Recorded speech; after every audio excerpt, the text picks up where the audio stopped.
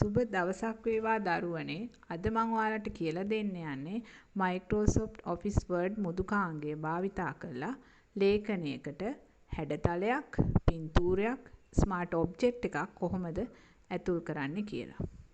මම මුලින්ම මේ insert කියන ටැබ් එකට ගිහිල්ලා ඒකෙන් shape කියන tool එක තෝරගන්නවා.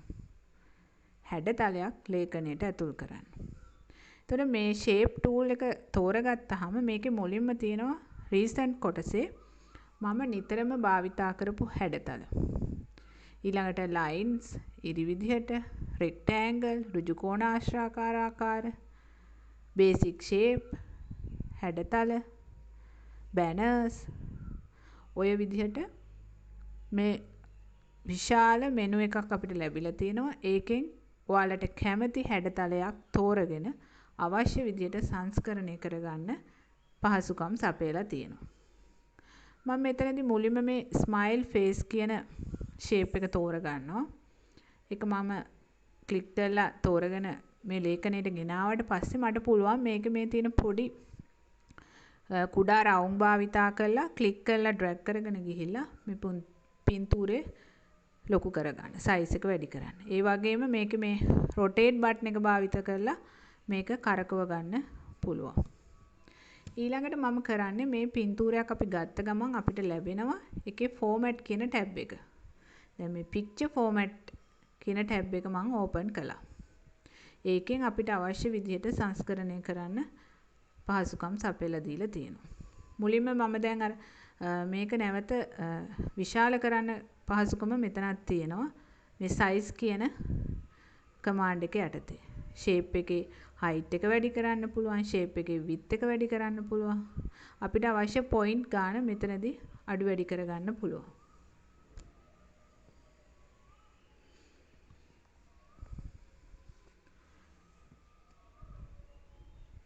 ඊළඟට මේ shape එකට style එකක් තෝරන්න මම යන්නේ. මේ style භාවිත කළා අපිට මේ කලින් සකස් කරලා තියෙන මෝස්තරයක් තෝරගන්න පුළුවන්. එහෙම නැත්නම් අපිට මෙතන shape fill කියන කොටසට ගිහිල්ලා අපිට අවශ්‍ය වර්ණයක් තෝරගන්න පුළුවන්. මේ දීලා තියෙන වර්ණ වලින් අපිට කැමති වර්ණයක් තෝරගන්න පුළුවන්. එහෙම නැත්නම් මෙතන තියෙනවා more colors. more colors යටතේ ගිහිල්ලා අපිට පුළුවන් ඒ more colors bar එකෙන් කැමති වර්ණයක් තෝරගන්න.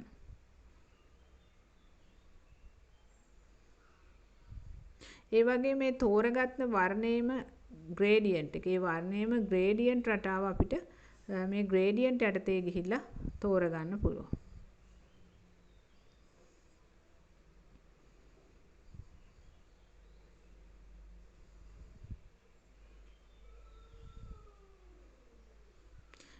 ඊළඟට මේ ටෙක්ස්චර් යටතේ තියෙනවා විවිධාකාර මෝස්තර කිහිපයක්. අපිට ඒවත් අපේ මේ හැඩතලයක පසුබිම විදිහට භාවිත කරන්න පුළුවන්.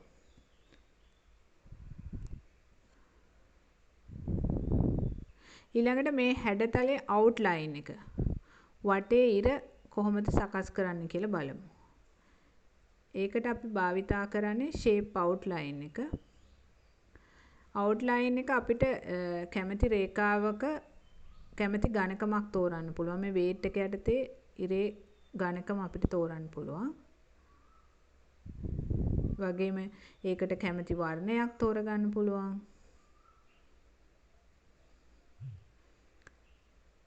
ඊළඟට අපිට පුළුවන් මේ වටේ රේඛාවට අපිට මේ කැමති රටාවක් තෝරගන්න මේ විදිහට. ඒ වගේම ඊතලයක් වුණත් ඒ සඳහා භාවිත කරන්න පුළුවන්.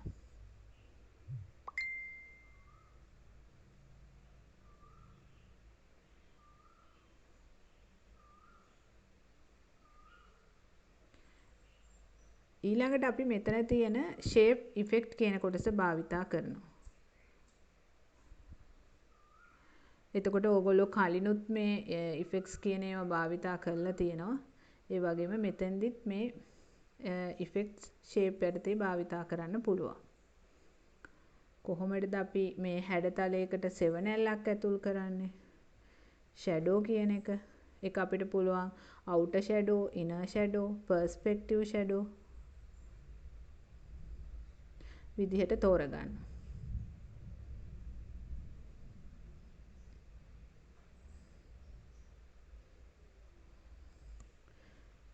අපිට ඒව අවශ්‍ය නැත්නම් ඉවත් කරන්නත් පුළුවන්. ඊළඟට ග්ලෝ එක වටේට දීප්තිමත් වර්ණයක් යොදන්න පුළුවන් මේ හැඩතලේ වටේට.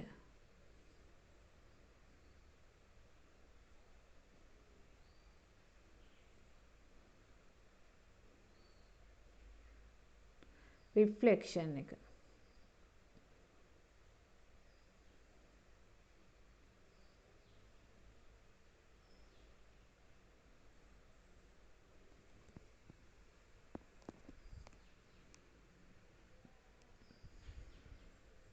soft edge වටේ තියෙන මායිම ඝනකම අඩු කරලා අපිට ඒක හදාගන්න පුළුවන්.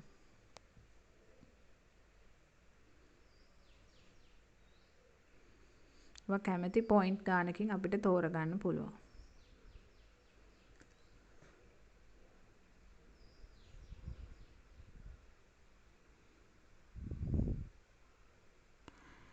ඊළඟට තියෙනවා බෙවල්. බෙවල් යටතේ අපිට මේකේ මතු පිට ස්වරූපය හැඩය කැමති ආකාරයට තෝරගන්න පුළුවන්.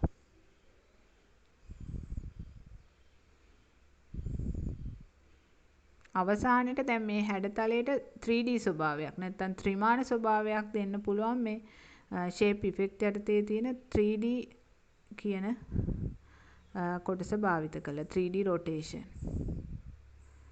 රූපය 3D වෙනවත් එක්කම ඒක පොඩි ඒකේ තියෙන හැරවීමක් වගේ දෙයක් අපිට කරන්න පුළුවන්.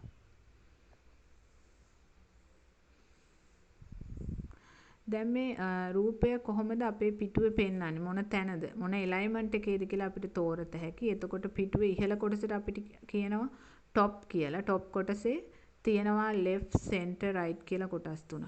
වම, මැද සහ දකුණ. ඒ වගේම පිටුව මැදට අපි කියනවා middle of the page. පිටුව මැද. එතකොට middle එකෙත් අපිට පුළුවන් තියෙනවා left එක, center එක, right කියන කොටස. ඒ වගේම පිටුව යට කොටස bottom එක. bottom එකෙත් තියෙනවා left, center, right. මේ කැමති තැනක අපිට මේ හැඩතලේ තියාගන්න පුළුවන්. අපි කැමති ආකාරයට.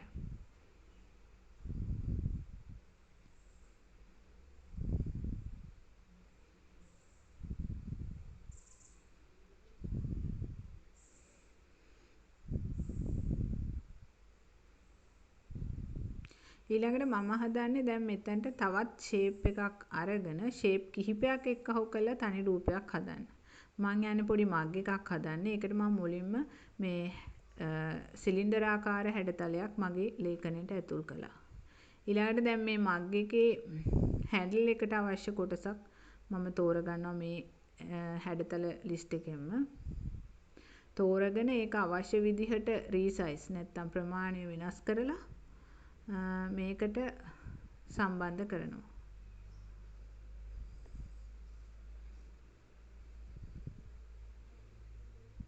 කැමති විදිහට කරකවලා මේකේ size එක අඩු වැඩි කරලා මේ මග් එක මම හදා ගන්නවා.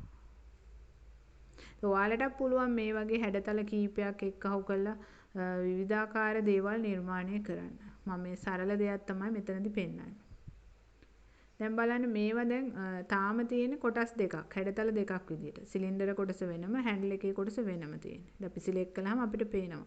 කොටස් දෙකක් විදියට වෙනම තෝරා ගන්න වෙන්නේ.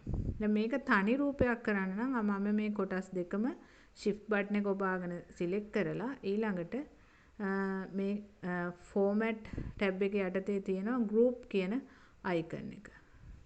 group icon එක මත ක්ලික් කරනවා. දැන් මේක තනි රූපයක් බවට පැතුණා.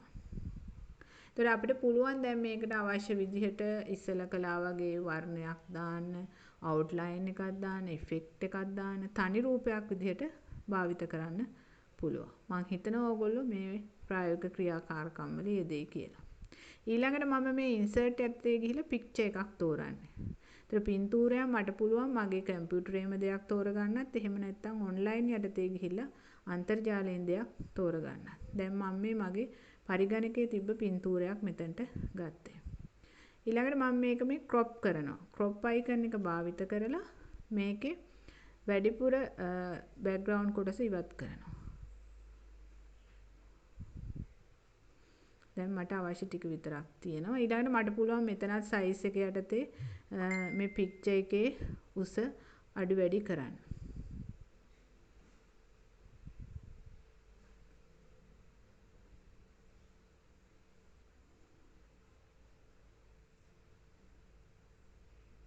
ඊළඟට මේ රොටේෂන් කරන්න පුළුවන් අපිට මේ පින්තූරේ එහා මෙහා කරකවන්න පුළුවන්.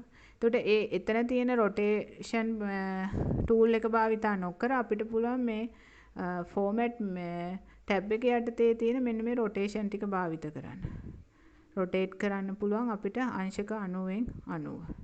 ඊළඟට අපිට රොටේට් කරන්න පුළුවන් vertically සහ horizontally.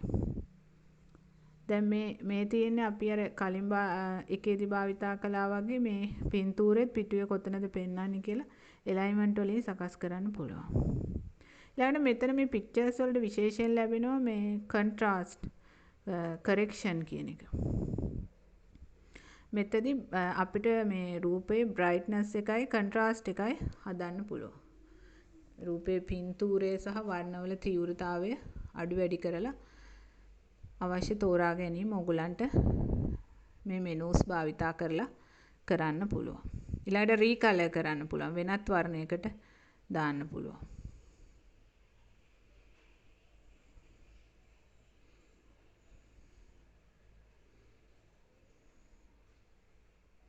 ඊළඟට මෙතනක් තියෙනවා ආටිස්ටික් ඉෆෙක්ට්ස්. මේ පික්තූරයට ඉෆෙක්ට්ස් භාවිතා කරන්න. මේ කැමති ඉෆෙක්ට් එකක් ඕගොල්ලන්ගේ පින්තූරයකටත් තෝරගන්න පුළුවන්.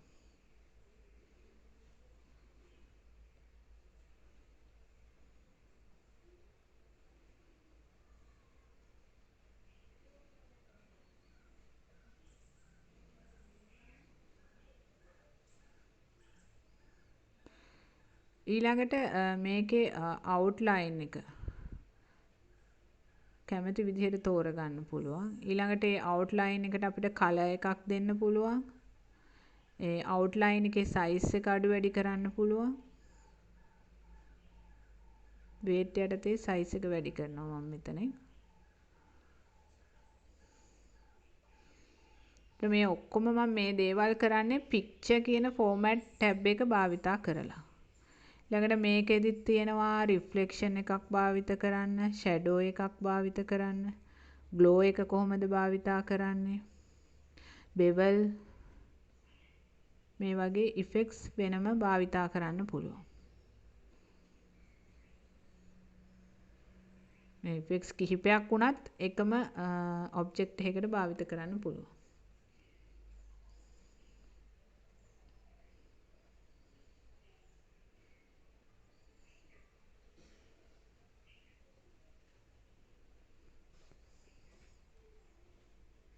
මෙතන 3D rotation කියන එකක් තියෙනවා. පින්තූරයක් 3D ආකාරයට සකස් කරගන්න පුළුවන්.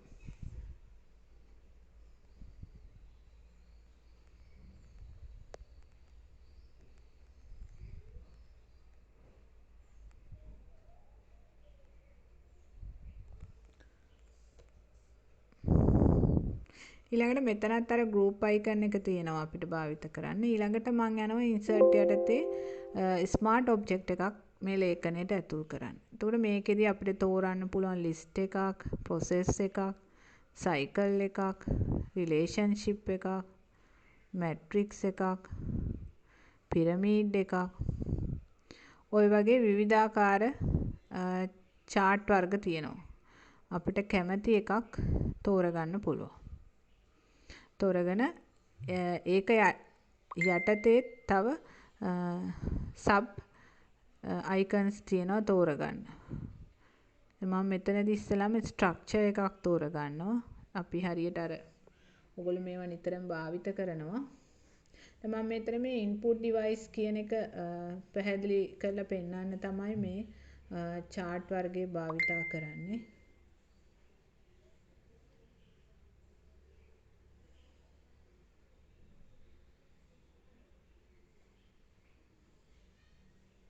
ඊළඟට input එක යටතේ මම ඊළඟට input device ටික type කරනවා keyboard, ඊළඟ එක pointing device,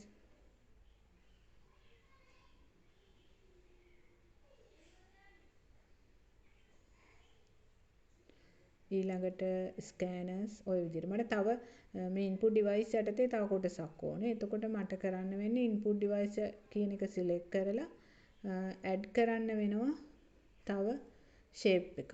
එතකොට මම තෝරන්න වෙන්නේ මට add shape below කියලා. ඒක යටතේ එන විදිහට.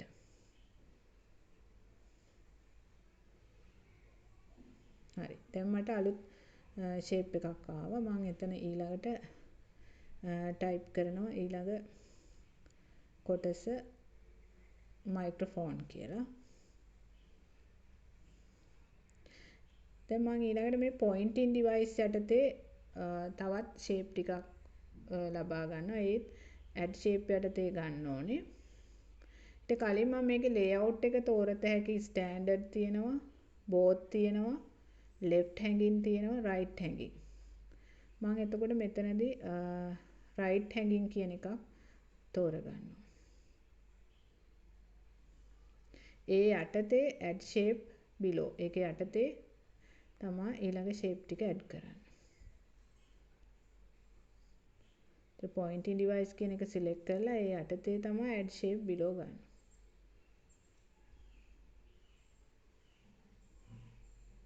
වගේ මේ ඕනම හැඩතලයක් යටතේ තවත් හැඩතල ලබා ගන්න පුළුවන්. දැන් මම pointing device යටතේ type කරනවා mouse,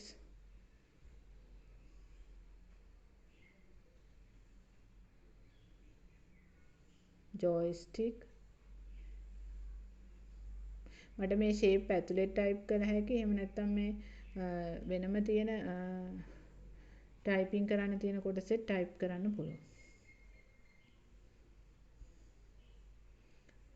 ඊළඟට මම කරන්නේ මෙන්න මේ smart object එක design එක නැත්නම් ඒකේ හැඩතල වෙනස් කරන්න යන්නේ. මෙතනින් අවශ්‍ය colors තියෙන design එකක් තෝරන්නත් පුළුවන්. එහෙම නැත්නම් මම මේකේ format කොටසට ගිහිල්ලා මට කැමති විදිහට මේකේ සංස්කරණ කටයුතු කරනවා.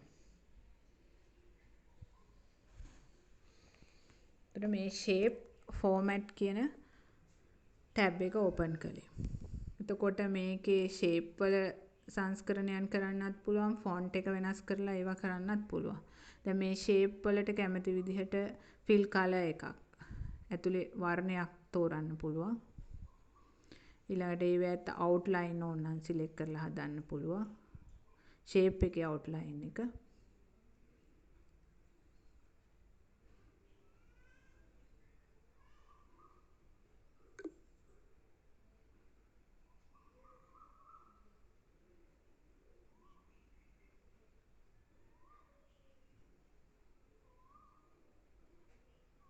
මෙන්න මේ ආකාර විදිහට මම වර්ණයන් යොදනවා. ඊළඟට ඒවේ outline වැඩි කරනවා shape එකේ.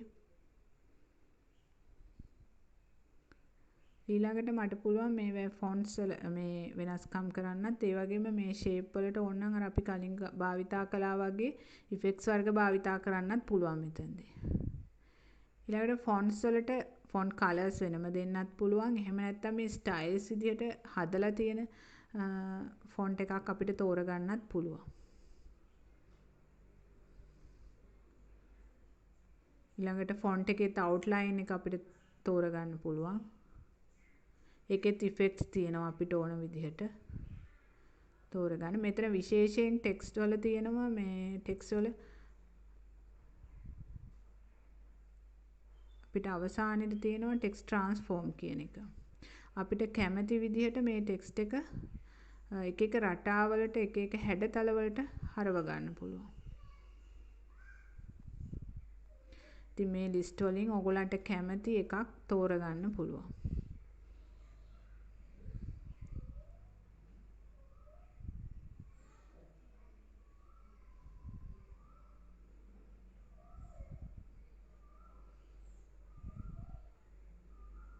ඊළඟට මෙතනත් අර විදිහටම පොසිෂන් සකස් කරන්න පුළුවන්, ගෲප් කරන්න පුළුවන්, රොටේෂන් කරන්න පුළුවන්. සයිස් එක අඩු වැඩි කරගන්න පුළුවන්. මෙතනදිත් height එක වැඩි කරන්න, width එක වැඩි කරගන්න පුළුවන්, අඩු වැඩි කරගන්න පුළුවන්. එතකොට මේ හැම tool එකකටම අදාළ තියෙන format tab එක යටතේ තියෙන tools භාවිතා කරලා අපිට මේවා තවදුරටත් සංස්කරණය කරලා භාවිත කරන්න පුළුවන්.